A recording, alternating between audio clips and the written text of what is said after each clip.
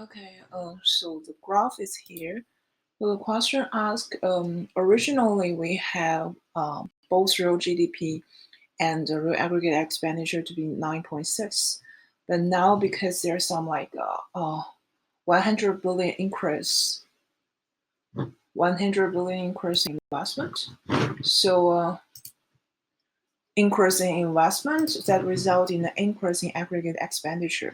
So the question asks whether this kind of like a real GDP, if real GDP increased to 9.7, it is possible for the economy to be at equilibrium. So definitely it will not, because if you try to draw a graph on it, when the real GDP is at 9.7, and if you try to figure it out at the new aggregate expenditure, it should be like approximately 9.8. So the aggregate expenditure is higher than the real GDP. So the economy cannot be at equilibrium.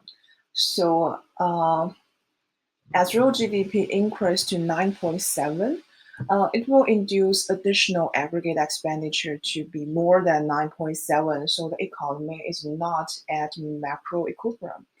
So the increase in the investment spending of 100 billion increase aggregate expenditure to 9.7 only at real GDP 9.6.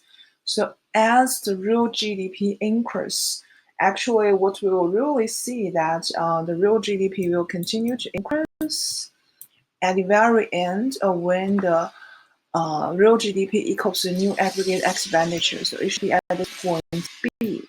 So when both real GDP and aggregate expenditure, both of them equals 10, then the economy can achieve a new macro equilibrium.